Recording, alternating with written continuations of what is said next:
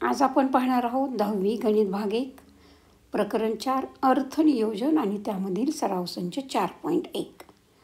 आता पहिला जो प्रश्न आहे त्यामध्ये बघा, GSTचा दर दिला आहे आणि त्यावरून आपल्याला CGST व SGSTचा दर काढायचा. तर सर्वप्रथम GST म्हणजे काय, तर गुड्स अँड सर्व्हिसेस टॅक्स. आणि CGST आणि SGST हे GSTचेच दोन भाग आहेत. CGST म्हणजे central goods and services tax म्हणजे केंद्रीय वस्तू व सेवा कर. तर SGST म्हणजे state goods and services tax म्हणजे राज्य वस्तू व सेवा कर.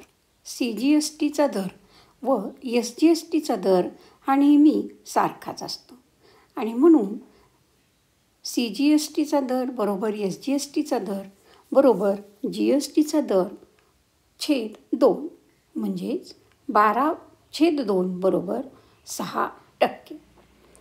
म्हणजे CGST म्हणजे काय, तर तो जो कर आहे तो केंद्राकडे जमा करावा लागतो आणि SGSTचा जो कर आहे तो राज्याकडे जमा करावा लागतो आणि दोन्हीही नेहमी सारखाच असतो. तो या ठिकाणी आहे 6%. दुसरं उदाहरण पहा, एका वस्तूवरील CGSTचा दर 9% असेल तर SGSTचा दर किती, तसेच GSTचा दर किती. आता CGSTचा दर बरोबर 9%, परंतु आपल्याला माहीत आहे SGSTचा दर बरोबर CGSTचा दर आणि म्हणून SGSTचा दर बरोबर 9%, कारण आपल्याला CGSTचा दर उदाहरणामध्येच दिलेला आहे 9%. आता GSTचा दर बरोबर CGSTचा दर अधिक SGSTचा दर, कारण GSTचेच CGST आणि SGST हे दोन भाग आहेत आणि म्हणून GSTचा दर किती येणार, तर 9% अधिक 9% म्हणजे झाले 18%. पुढचं उदाहरण, मेसर्स रियल पेंटने प्रत्येकी 2,800 करप्राप्त किमतीचे लस्टर पेंटचे 2 डबे विकले. GSTचा दर 28% असल्यास कर बीजकात CGST व SGST किती रुपये आकारला जाईल. बघा, एका पेंटच्या डब्याची करप्राप्त किंमत ही 2,800 रुपये आहे. या ठिकाणी 2 डबे विकलेले आहेत आणि म्हणून 2 पेंटच्या डब्यांची किंमत 2 गुणिले 2,800 बरोबर 5,600 रुपये. आता आपल्याला GSTचा दर दिलेला आहे 28% आणि आपल्याला विचारलं आहे CGST आणि SGSTचा दर. आता CGST बरोबर SGSTचा दर बरोबर काय असणार आहे, तर GSTचा दर भागिले 2 म्हणजे छेद 2 त्याच्या निम्मा असणार आहे आणि म्हणून 28/2 बरोबर 14% हा CGSTचा दर तसेच SGSTचा दर असणार आहे. आणि मग तो काढण्यासाठी आपल्याला 5,600चे 14% काढावे लागतील आणि म्हणून CGST बरोबर SGST बरोबर 5,600चे 14% म्हणजेच 5,600 गुणिले 14/100. 2 शून्य एकमेकांना गेली म्हणजे राहिलं 56 गुणिले 14 आणि आता 14 सक 84ला 4 हातचे आले 8, 14×5 70 आणि 8 78 म्हणजे ते दोन्ही दर आले 784 रुपये. चौथं उदाहरण, एका रिस्टॉच बेल्टची करप्राप्त किंमत 586 रुपये आहे. GSTचा दर 18% आहे, तर ग्राहकाला तो बेल्ट किती रुपयास मिळेल. आता रिस्टॉच बेल्टची करप्राप्त किंमत आहे 586 रुपये. GSTचा दर आहे 18%.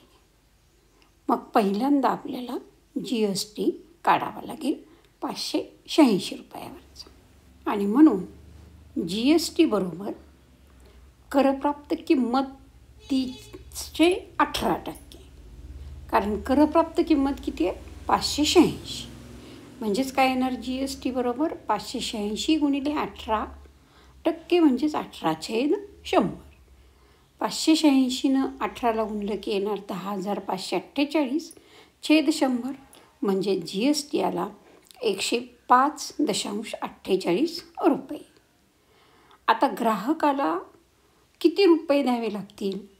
तर करप्राप्त किंमत 586 आणि त्याच्यावरचा GST 105.48 म्हणजे ग्राहकाला द्यावी लागणारी रक्कम बरोबर 586 अधिक 105.48 आणि मग बेरीज करून येणार आहे 691.48 रुपये. पुढील उदाहरण 5. खेळण्यातील एका रिमोट कंट्रोल कारची GST करासह एकूण किंमत 1,770 रुपये आहे.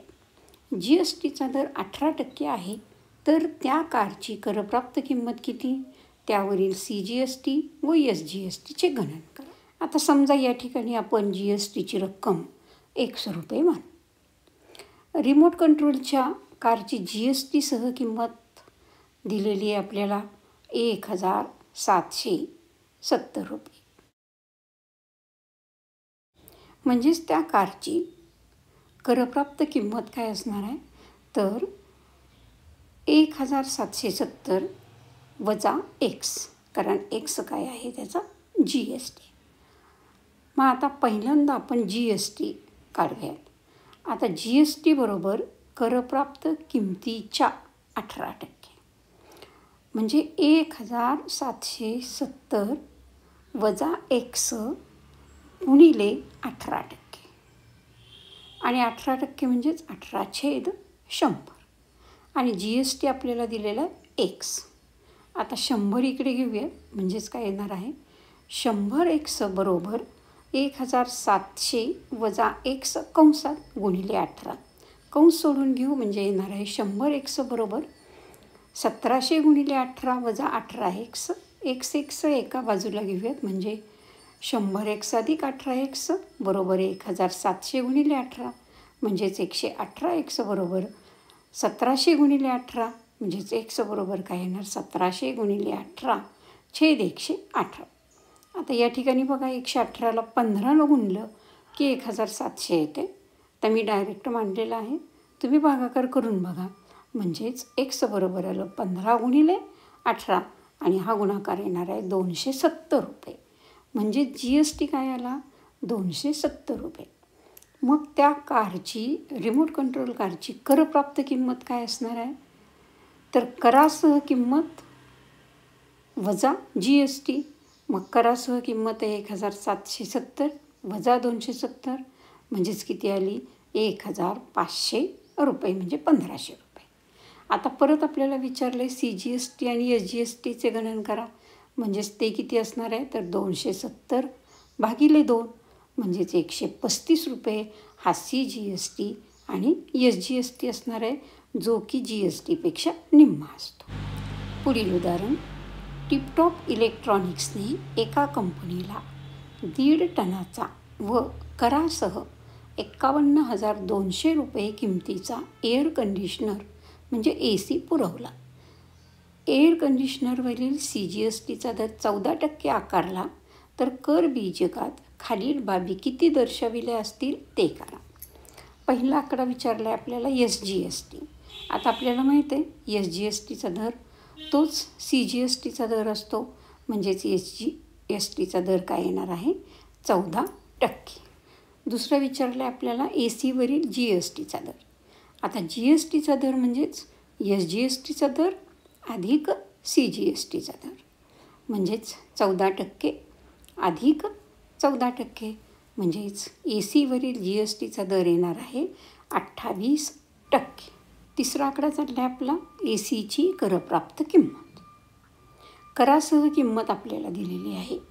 आता ACची करप्राप्त किंमत आपण मानूयात पहिल्यांदा X आणि GST किती आहे 28% आणि मग ACची करासह किंमत बरोबर काय असणार आहे तर ACची करप्राप्त किंमत अधिक त्याच्यावरचा GST. आता ACची करप्राप्त किंमत काय आहे X आणि जी एस टी काय आहे तर एक्सच्या 28%, म्हणजेच एक्स अधिक 28 एक्स टक्के, म्हणजेच काय ना एक्स अधिक 28/100 एक्स, म्हणजेच एक्स अधिक 0.28 एक्स, म्हणजे झालं 1.28 एक्स. पण खरासह किंमत दिलेली आपल्याला 51,200, म्हणजेच एक्स बरोबर 51,200 छेद 1.28, म्हणजेच 128/100, 100 उलटून गुणिले वर गेले, म्हणजेच एक्स बरोबर येणार आहे 51,200 गुणिले 100 आणि भागिले 128. 128 चोक 512, म्हणजेच 400 गुणिले 100, म्हणजेच एसीची करप्राप्त किंमत एक्सची किंमत आली आपली, ती किती असणार आहे 40,000 रुपये. आता आपल्याला चौथा आकडा विचारला आहे जी एस टीची एकूण रक्कम किती.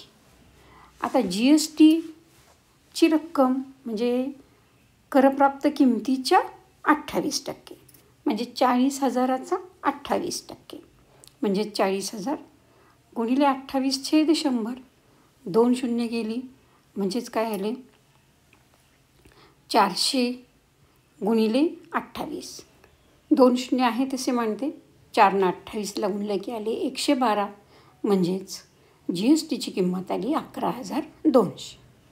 पाचवा आकडा विचारला आहे आपल्याला सी जी एस टीचा दर. सी जी एस टीचा दर म्हणजेच काय असणार आहे एस जी एस टीचा दर छेद 2, म्हणजे 11,200 भागिले 2, बे पंचे 10, 1 उरला बे सखून 12, बे 00 बे 00, म्हणजे सी जी एस टी आला 5,600. आता सी जी एस टी आणि एस जी एस टी सारखाच असतो, म्हणजे एस जी एस टीची पण रक्कम किती असणार आहे 5,600 रुपये. सातवं उदाहरण, प्रसादने महाराष्ट्र इलेक्ट्रॉनिक्स गुड्समधून 40,000 रुपये छापील किमतीचे वॉशिंग मशीन विकत घेतले. त्यावर दुकानदाराने 5% सूट दिली. जी एस टीचा दर 28% आहे, तर प्रसादला ते वॉशिंग मशीन किती रुपयास मिळाले. कर बीजकात सी जी एस टी व एस जी एस टी किती रुपये असेल ते काढा. आता वॉशिंग मशीनची छापील किंमत आहे 40,000 रुपये. दुकानदारानं त्याच्यावर 5% सूट दिली आहे.